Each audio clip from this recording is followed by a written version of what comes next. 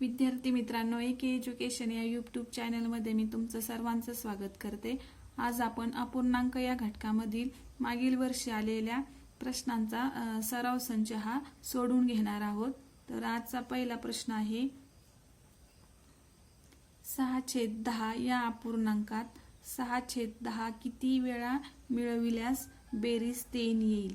6/10 या अपूर्णांकात 6/10 किती वेळा मिळवल्यास बेरीज 3/3 हे 2017 ला आलेला प्रश्न आहे। तर या प्रश्नामध्ये विद्यार्थी मित्रांनो, हे सूत्राचा वापर करून हा प्रश्न सोडवायचा। सूत्राचा वापर केल्यानंतर या प्रश्नाचं उत्तर आपल्याला पटकन काढता येतं, म्हणून परीक्षेमध्ये जरी असा प्रश्न आला तरी हे सूत्र पाठ करून ठेवायचं आणि सूत्रामध्ये किमती घालून काय करायचं ते सोडवायचं। तर आपण या सूत्रामध्ये पहिल्यांदा किमती घालू। तर छेद किती आहे याचा?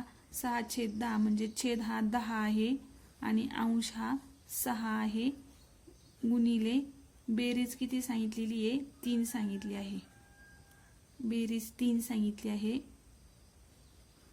आणि वजा 1। तर आपण यांचा तिरकस गुणाकार करून घेऊ, किंवा इथं 3 ने आपण ह्याला भाग पण देऊ शकतो, पण आपण गुणाकार करून घेऊ। अंशाचा गुणाकार आणि छेदाचा गुणाकार। 3च्या खाली जरी इथं काही नसलं तरी 1 मानायचा असतो, म्हणून 10 त्रिक 30 आणि 6 एक 6 वजा 1 बरोबर। आता इथं आपण 6 ने भाग देऊ शकतो, 6 एक 6 6 पंचे 30, मग उरले किती? वरती 5 वजा 1 बरोबर 4। तर या प्रश्नाचं उत्तर काय आहे? 4। अशा प्रकारे आपण ह्या जर सूत्राचा वापर केला तर आपण हे उदाहरण किती 2 सेकंदात आपण हे सोडवू शकतो। आणि या प्रकारची उदाहरणं परीक्षेला येतात, कारण हे उदाहरण 2017 या साली आलेलं आहे। यानंतर दुसरं उदाहरण आहे, 7/5 गुणिले 5/7 अधिक 1। तर या उदाहरणामध्ये आपण काय करून घ्यायचं? पहिल्यांदा गुणाकार करून घ्यायचा, अंशाचा गुणाकार करायचा, म्हणजे 7 गुणिले 5 आणि 5 गुणिले 7 आणि छेदाचा गुणाकार अधिक 1 बरोबर 7/5 35 7/5 35 अधिक 1। आता इथे आपल्याला भाग जाणार आहे, 35 एक 35 म्हणजे किती उरले? इथं वरती 1 अधिक 1 बरोबर 2। या प्रश्नाचं किती उत्तर आलं? 2 हे उत्तर आलं। पर्याय क्रमांक 3। प्रश्न 3, 1/7 मध्ये 1/7 किती वेळा मिळवले असता उत्तर 7 मिळेल? 1/7 मध्ये 1/7 किती वेळा मिळवले असता उत्तर 7 मिळेल? तर हा 2020 ला आलेला प्रश्न आहे। या प्रश्नामध्येही आपण वरील प्रमाणे जे सूत्राचा वापर केलेला आहे ते सूत्र ह्याच्यामध्ये सुद्धा टाकून हे गणित सोडवायचं। मग सूत्र काय होतं? छेद भागिले अंश, छेद भागिले अंश गुणिले बेरीज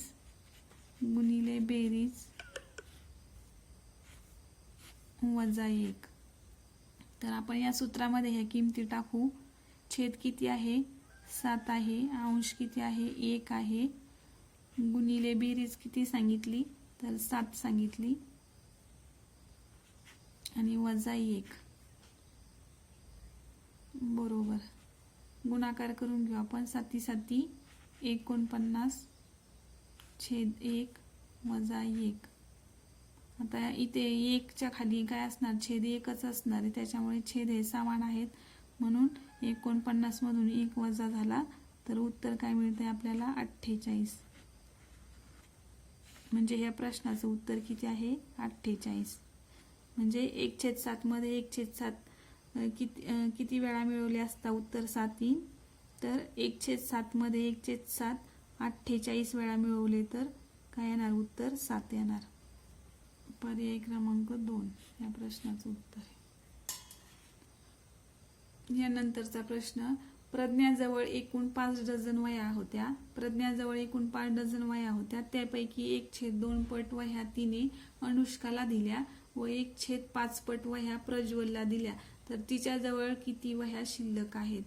तर प्रज्ञाजवळ एकूण 5 डझन वह्या होत्या. 5 डझन म्हणजे किती? एकूण वह्या किती झाल्या? 5 गुणिले 12 म्हणजे 12 पंचे 60 इतक्या वह्या कोणाजवळ होत्या? प्रज्ञाजवळ होत्या. प्रज्ञाजवळील वह्या 60 होत्या. तर तिने त्या 60 पैकी 1/2 पट ह्या वह्या अनुष्काला दिल्या. तर अनुष्काला किती दिल्या? अनुष्काला किती दिल्या? 1/2 पट दिल्या. म्हणजे तिच्या जवळील वह्यांपैकी 1/2 वह्या या तिने अनुष्काला दिल्या. म्हणजे किती दिल्या? बेत्रिक 6 म्हणजे 30 वह्या तिने अनुष्काला दिल्या. त्यानंतर तिने 1/5 पट वह्या कोणाला दिल्या? प्रज्वलला दिल्या. तर प्रज्वलला किती वह्या दिल्या? प्रज्वलला तिच्याजवळील वह्यापैकी 1/5 एवढ्या वह्या तिने प्रज्वलला दिल्या. म्हणजे 5 1 5 5 2 10 म्हणजे 12 वह्या तिने प्रज्वलला दिल्या. तर आता तिच्याजवळ किती शिल्लक वह्या आहेत? तर प्रज्वल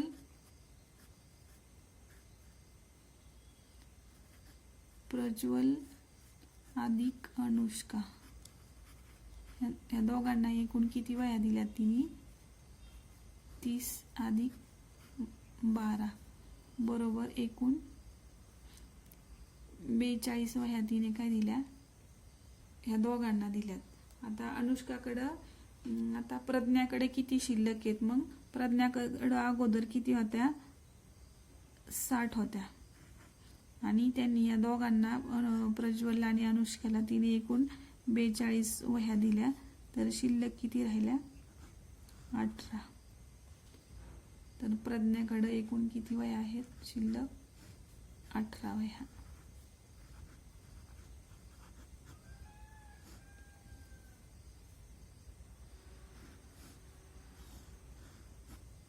तर या प्रश्नाचं उत्तर आहे 3. पर्याय क्रमांक 3. 5 3/2 3/8 3/7 या अपूर्णांकांची उतरत्या क्रमाने मांडणी केली असता सर्वात मोठा व सर्वात लहान अपूर्णांक यामधील फरक किती? 2/5 3/2 3/8 3/7 या अपूर्णांकांची उतरत्या क्रमाने मांडणी केली असता सर्वात मोठा व सर्वात लहान अपूर्णांक यामधील फरक किती? तर अशा उदाहरणामध्ये किंवा ज्या अपूर्णांकामध्ये अंश हा समान असतो तेव्हा ज्याचा छेद मोठा आहे तो अपूर्णांक काय असतो? लहान असतो. आणि ज्याचा छेद लहान आहे तो अपूर्णांक मोठा असतो. अंश समान असताना ज्या अपूर्णांकाचा छेद हा मोठा असतो तो अपूर्णांक काय असतो? लहान असतो. तर यामध्ये मग आपल्याला यांचा उतरचा जर क्रम लावला तर ज्या अपूर्णांकाचा छेद जर लहान असेल तो अपूर्णांक सर्वात काय असतो? मोठा असतो अंश समान असताना. तर यामध्ये 3 हा अपूर्णांक काय आहे? सगळ्यात मोठा आहे. त्यानंतरचा 3/5 त्यानंतर 3/5 आणि त्यानंतर 3/7 आणि त्यानंतर शेवटी 3/8 हा काय आहे? सर्वात लहान अपूर्णांक आहे. ही आपण उतरत्या क्रमाने यांची मांडणी केली. उतरता क्रम. आता यामध्ये त्यांनी सर्वात मोठा व सर्वात लहान अपूर्णांक यामधील फरक कितीचा आहे? म्हणजे आपल्याला ह्यांची काय करावी लागणार आहे? वजाबाकी करावी लागणार आहे. सर्वात मोठा किती आहे? 3/2 आणि सर्वात मोठा काय आहे? 3/8. आता यांची वजाबाकी करावी लागणार आहे. परंतु यांची वजाबाकी करत असताना आपल्याला काय करावं लागतं? त्यांचं छेद समान करावं लागणार. कारण छेद समान असेल तरच आपल्याला त्याची बेरीज वजाबाकी करता येते. म्हणून आपल्याला बेरीज वजाबाकी जर करायची असेल तर काय करणार? आपण तिरकस गुणाकार करणार आणि त्यांचा छेद समान करून घेणार. तुम्हाला जर छेद समान करता येत नसतील तर या अगोदरचा मी एक व्हिडिओ टाकलेला आहे अपूर्णांकावर. अपूर्णांकांची बेरीज वजाबाकी, भिन्नछेद अपूर्णांकांची बेरीज व वजाबाकी, त्या व्हिडिओमध्ये मी भिन्नछेद अपूर्णांकांची वजाबाकी बेरीज कशी करायची हे सांगितलेले आहे. तर आता आपण या अपूर्णांकांचा तिरकस गुणाकार करून घेऊ. 3 गुणिले 8 वजा 3 गुणिले 2 आणि भागिले 2 गुणिले 8 बरोबर 8 त्रिक 24 वजा 3 दुने 6 आणि 8 एक 8, 8 दुने 16. म्हणजे आता आपण यांचे हे छेद समान करून घेतलेले आहेत. मग आता ह्यांची वजाबाकी करू. 24 मधून 6 गेले, खाली किती राहतात? 18. 18 छेद खालचे 16.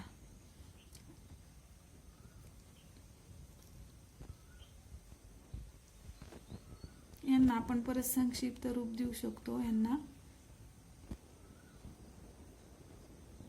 9 18 8 16. म्हणजे ह्या प्रश्नाचं उत्तर किती आलं? 9 छेद 8. या प्रश्नाचं उत्तर 9 छेद 8 आलं. किंवा हे 9 छेद 8 आपल्याला इथं पर्यायामध्ये दिसत नाही, आपल्याला डायरेक्ट किती दिसतात? ते 18 छेद 16 दिसतात. मग आपण ह्याला संक्षिप्त रूप दिलं नाही तरी चालणार, हे उत्तर आहे तसंच ठेवायचं. मग कारण इथे 9 छेद 8 हे उत्तर नाही आहे, त्याचं संक्षिप्त 18 छेद 16 हे उत्तर पर्यायामध्ये आहे, म्हणून आपल्या प्रश्नाचं हे उत्तर आलं. तर पुढील प्रश्न आहे, एका बागेत एकूण 60 झाडे आहेत, त्यापैकी 1/3 झाडे आंब्याची, 1/3 झाडे नारळाची व उरलेली झाडे फणसाची आहेत. तर बागेत फणसाची झाडे किती? एका बागेत एकूण 60 झाडे आहेत, त्यापैकी 1/3 झाडे आंब्याची, 1/2 झाडे नारळाची व उरलेली झाडे फणसाची आहेत. तर बागेत फणसाची झाडे किती आहेत? तर आपण वरी एका बागेत एकूण 60 झाडे आहेत, एका बागेत एकूण 60 झाडे आहेत, तर त्या झाडांपैकी 1/3 झाडे कशाची आहेत? आंब्याची. 1/3 झाडं काय आहेत? आंब्याची. म्हणजे आंब्याची एकूण झाडं किती आहेत तिथं? 3 एक 3, 3 दुने 6, म्हणजे 20 झाडे काय आहेत? आंब्याची. 20 झाडे आंबा. त्यानंतर 1/2 झाडे कशाची आहेत? नारळाची. 60 पैकी 1/2 ही काय आहेत? नारळाची. म्हणजे 32. म्हणजे एकूण 30 झाडे किती आहे? कोणाची आहे ती? नारळाची. नारळ. तर एकूण झाडे किती झाली मग? ही आंबा आणि आंब्याची आणि नारळाची एकूण झाडे 50 झाली दोन्ही मिळून. तर फणसाची किती असणार मग? आता बागेत एकूण 60 झाडे आहेत, तर त्यापैकी 50 झाडं ही आंबा आणि नारळाची आहेत. तर मग उरलेली किती?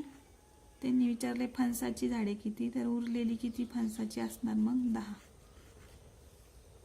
फणसाची झाडे किती आहेत मग? 10 आहेत.